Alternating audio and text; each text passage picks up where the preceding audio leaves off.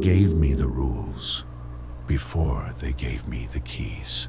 Not a handbook, not a laminated safety sheet, just a folded piece of paper, creased so many times it felt soft. "You'll want to read these," the supervisor said, "before midnight."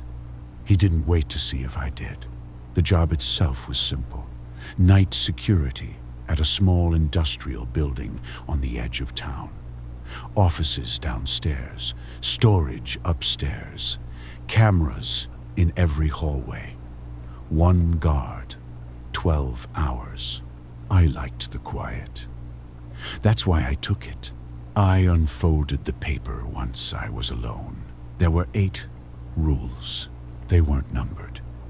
Just short lines, written in black ink. Don't trust the cameras after 1 a.m. If a hallway looks longer than usual, turn around. Never acknowledge movement in an empty room. If you see someone who shouldn't be there, don't ask questions. At 3:12 a.m., lock all doors.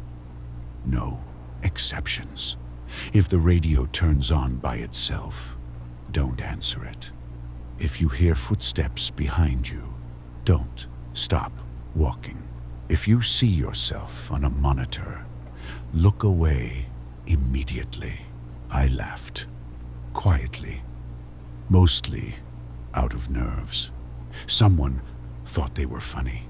I folded the paper and put it in my pocket. The building was still. The lights hummed. The monitors showed empty halls, doors closed, nothing moving. I told myself it was a joke. I didn't throw the paper away. The first few hours were exactly what I expected. Empty hallways, the soft glow of monitors, the occasional creak from the vents as the building cooled. At 12:47 a.m., I checked the cameras again. Everything looked the same. At 1:03 a.m., one hallway looked longer, not wider, not darker, just stretched. The door at the end felt farther away than it should have been, like the camera had been nudged back a few feet. I leaned closer to the screen. The image snapped back to normal. I felt stupid for checking the time. At 1:30, the radio crackled. Static. Then silence. I didn't touch it. At 2:10, a shape moved across one of the storage cameras. Fast, low, gone before I could focus. I stood up, already rehearsing what I'd say if I had to report it. I stopped halfway across the room. Rule 3. Never acknowledge movement in an empty room. I sat back down. The building stayed quiet after that. Too quiet. No hum, no creaks. Just the sound of my own breathing and the faint ticking of the clock above the monitors. At 3:05, I stood up. I don't know why.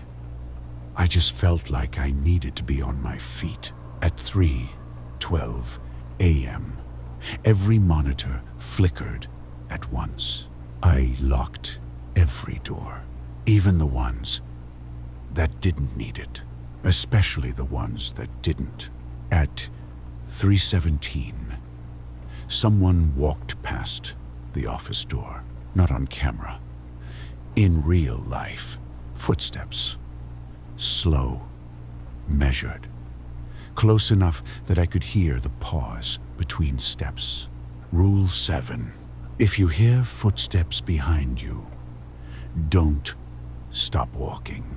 I walked down the hallway, past dark offices, past closed doors.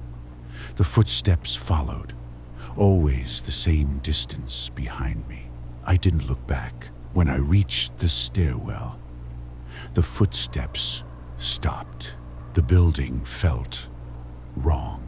After that, rooms felt closer together, then farther apart. The air felt thick, like it resisted movement. At 3:40, I glanced at the monitors again. Camera 4 showed the hallway outside the office. I was standing in it, facing the camera, not moving. The image was clear enough to see the tilt of my head, the way my shoulders slouched, the way my arms hung too still at my sides. Rule 8. If you see yourself on a monitor, look away immediately. I did. I counted my breaths until my hands stopped shaking. When I looked back, the hallway was empty. At 4:02, the radio turned on. No static this time, just breathing, slow, careful, like someone testing a microphone. I turned the radio off without saying a word. It turned back on 10 seconds later. I unplugged it. I found another rule taped beneath the desk. Different paper, different ink. If you feel watched, don't look for what's watching you. My shift wasn't supposed to end until 6. At 4:30, the cameras started lagging, not freezing, delaying. I'd see a hallway, then movement would appear seconds later. A door closing after it had already closed. Time felt out of order. At 5:01, I heard knocking from upstairs. Slow, polite. 3 taps. A pause. 3 more. Rule 5 echoed in my head. At 3:12 a.m., lock all doors. No exceptions. I checked the stairwell door. Locked. The knocking continued anyway.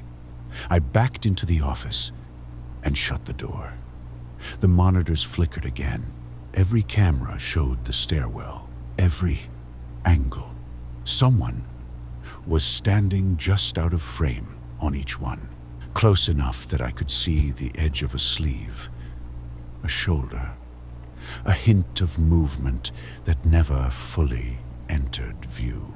The knocking stopped. The radio clicked on again. This time, it spoke. You missed one. I stayed where I was. I didn't answer. The voice sighed, disappointed. At 5:42, the office lights went out. The monitors stayed on. The stairwell cameras went black, one by one. The last rule appeared on the desk, sliding into view as if pushed by an unseen hand. If you are still here, when the lights go out, you are the night shift. The door handle behind me turned slowly. Not enough to open, just enough to test it. The monitors changed. Every screen showed the office from different angles. I was sitting at the desk in all of them. In some, I was standing. In one, I was smiling.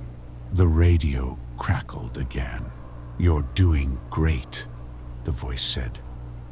Almost done. The door handle stopped turning. I heard footsteps again. This time, in front of me. I kept my eyes on the monitors. I didn't acknowledge the movement in the room. I didn't speak. I didn't breathe any deeper than necessary. The footsteps passed through the office. The door opened, then closed. The monitors went dark. Morning came without warning. Sunlight through the windows. The hum of the building returning. The office door unlocked. The supervisor arrived at 6 sharp. He looked at me, then at the desk, then at the folded paper in my hand. You read the rules, he said. I nodded. He smiled. Tired, but relieved. Good, he said. Most people don't. I quit that morning. They didn't argue. I still hear the radio sometimes when my apartment is quiet.